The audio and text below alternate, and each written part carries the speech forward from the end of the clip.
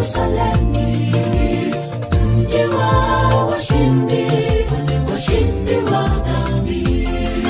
Ni nani anajivunia maisha haya ya upweke? Huku vita, kule vita, magonjwa yasiyo na tiba. Ninatuleteni habari njema, habari ya Yerusalemu.